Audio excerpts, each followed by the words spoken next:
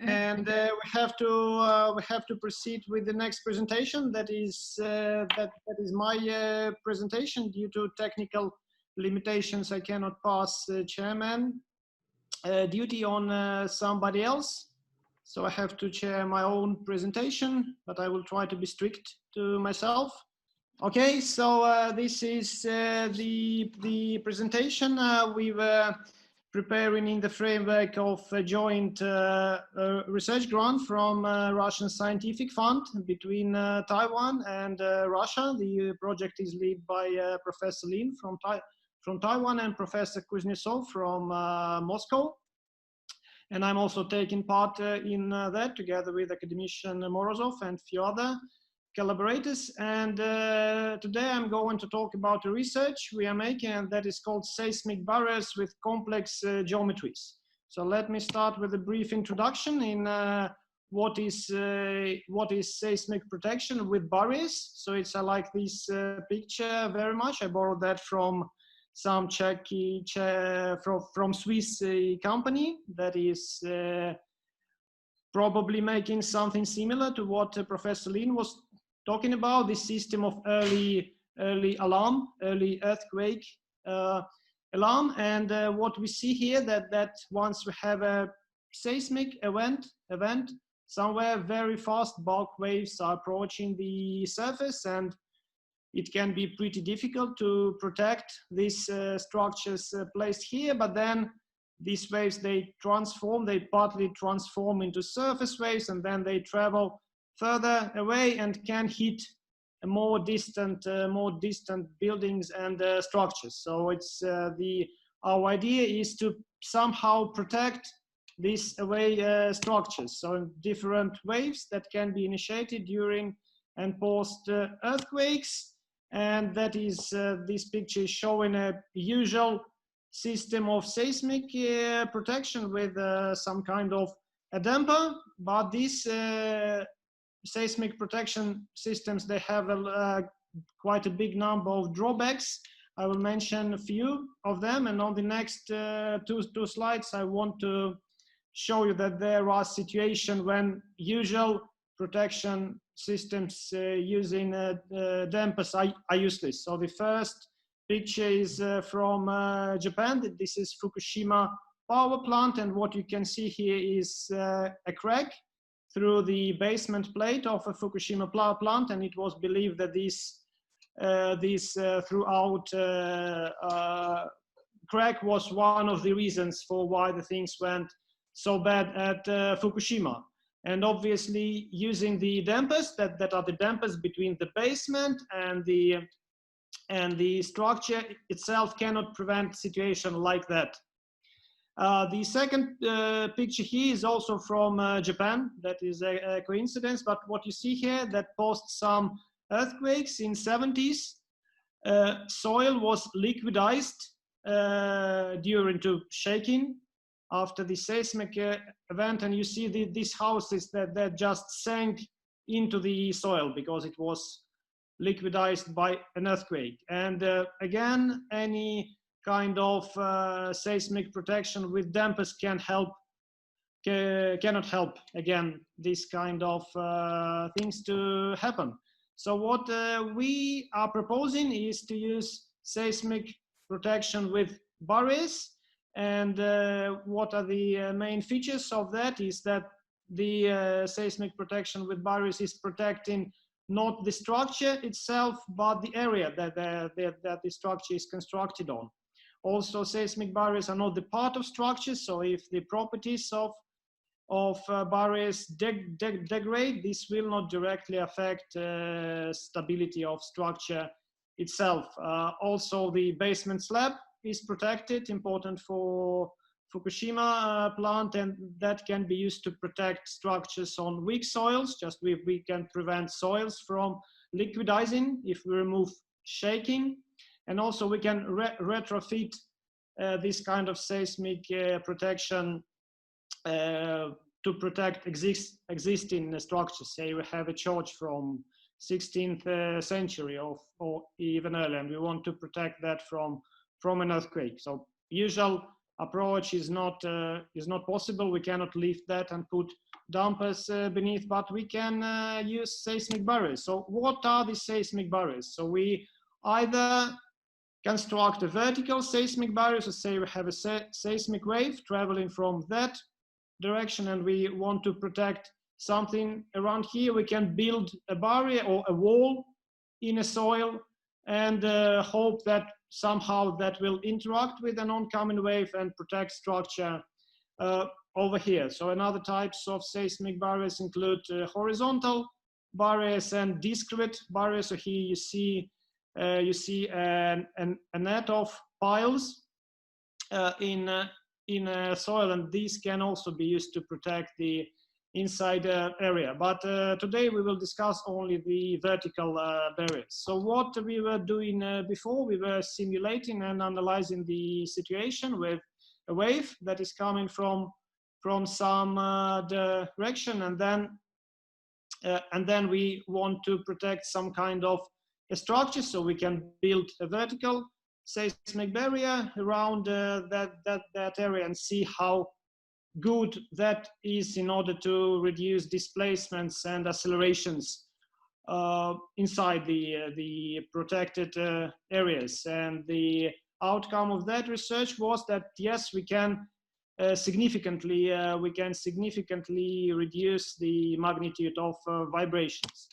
And then a couple of years ago, Professor Israelov, he was visiting us in St. Petersburg, and also he was visiting the institute where Professor Kuznetsov is working in Moscow, and he is working in the area of acoustic protection. So say you have train traffic or vehicle traffic or any other noise source, and you want to protect the surrounding area from that, say residential areas, and you can do this with acoustic barrier, just to construct something, some shield. And what Professor Israelov was telling us, that if you put something on top of a barrier, like the picture to the right, so if you put something on top of the barrier, the protection is greatly increased. I remember he was talking about flowers. And then Professor Kuznetsov thought that, well, waves behave similarly. So it's waves in air and waves in solid media. So probably the same idea can work for seismic barriers. So we will, in this work, we will consider three situations. So say we have some kind of action, some kind of load happening here, and then we get a wave traveling along the surface, and say we have somewhere over here, we have a structure that we want to protect.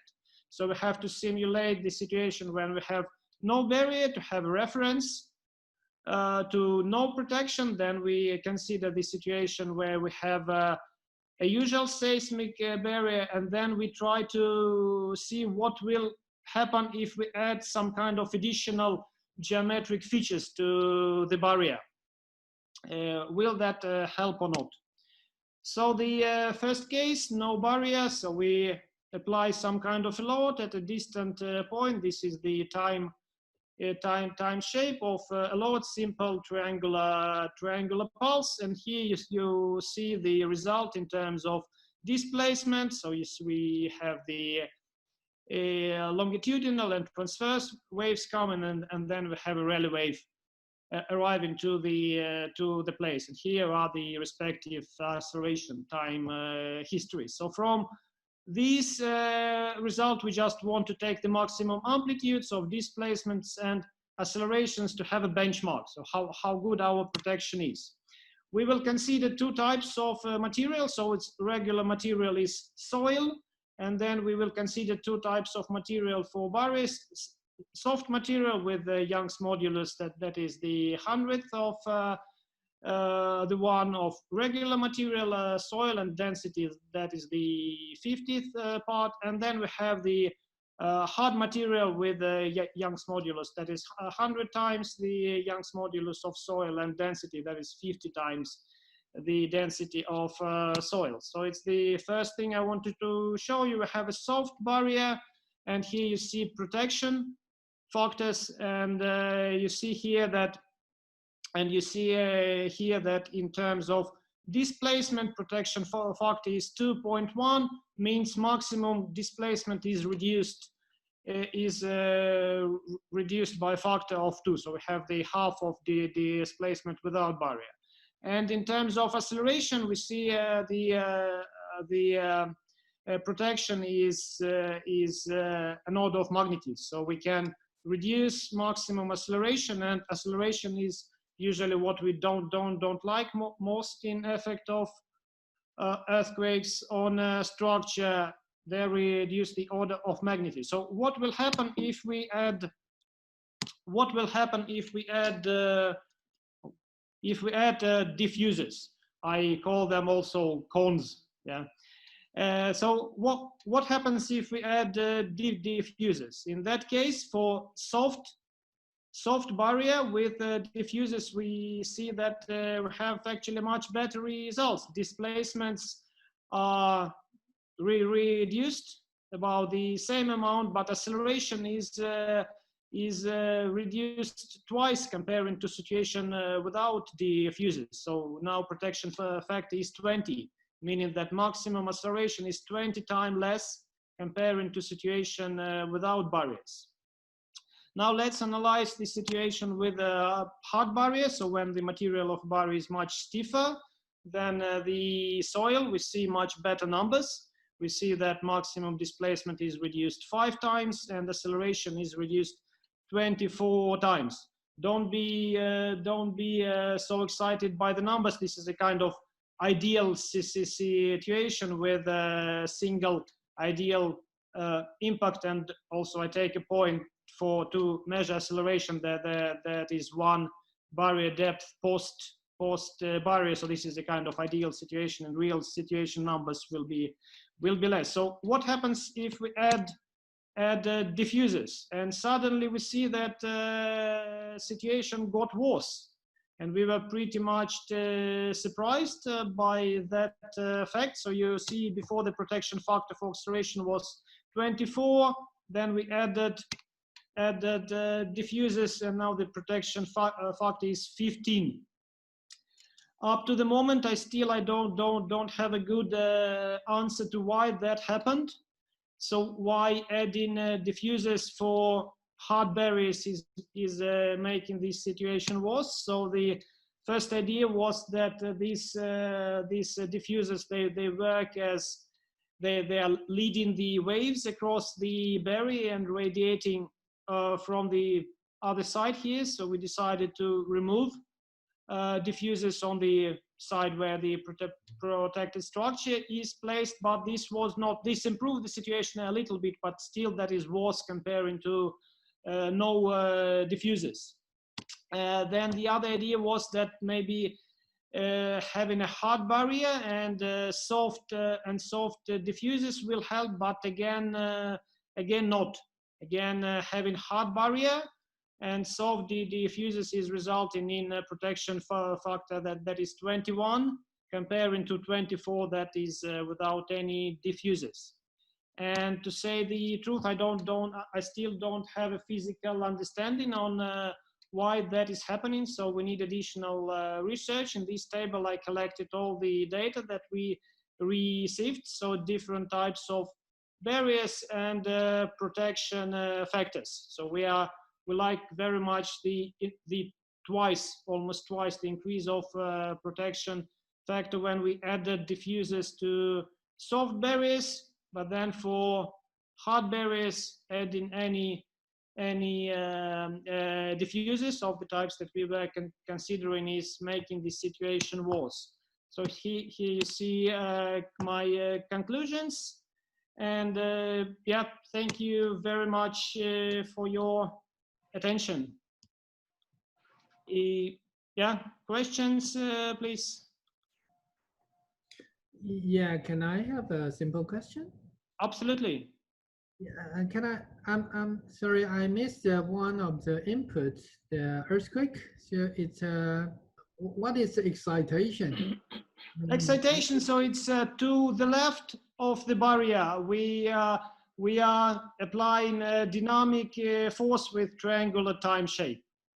and the length of that impact is around the depth of the barrier, or the time needed for the wave to travel travel the distance that is depth of a barrier.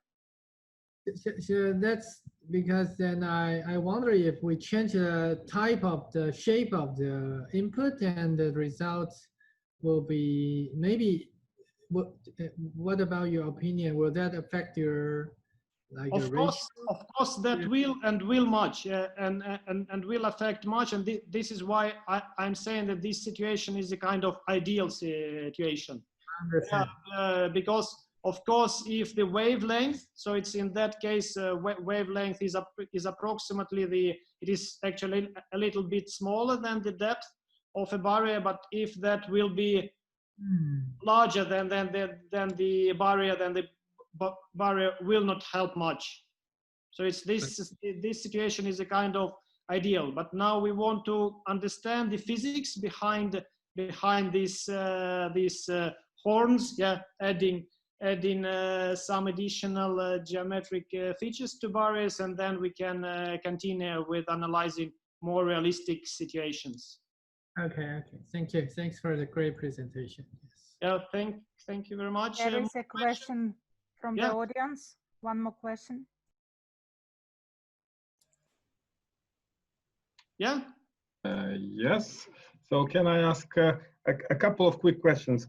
First of all, when say the wave has passed through this barrier, is there a way? Have you tried to look at the sort of structural stability of this barrier? What happened to it? And say what will happen if there will be the second peak after that. So say, will this be the same effect? But just for that analysis, everything is linear elastic. Okay. Nothing is happening to the barrier, but that kind of things that should be analyzed before we can proceed to real structures. Okay. And the second question, maybe, I had a naive guess that when you have these hard horns added to the structure, it could be that maybe some waves are reflected and add on each other, and I don't know. Have you tried maybe this situation when you have this barrier and the horns are added only from the downside but no sides? Will it be the same? I had not tried. I only tried this situation when I don't have horns to the side where the protected structure is. Yeah, so I thought it might be interesting just to check. Say if you don't have anything on the sides but just have the two horns on the end from the bottom, what will happen? Yeah, we'll see. But again, the strangest thing is when we add horns to soft barrier. This has a great positive effect. But adding any type of horns to hard structure is making things worse. So I assume that you were adding the soft horns to the soft barrier. Yes, adding soft horns to soft barrier helps. Yeah, but not the hard ones. I was not trying adding hard horns to soft barrier yet. Yeah, it won't help, I think. Yeah. Soft horns to hard barrier, and this is not making things better. So it seems that the soft one is mostly associated with dissipation of energy, but the hard one is somehow redirection. Yeah, I don't understand physics yet, but we are, so it's one of my conclusions that we need to perform additional extensive research to understand physics. And then that will probably help us understand how to do good horns.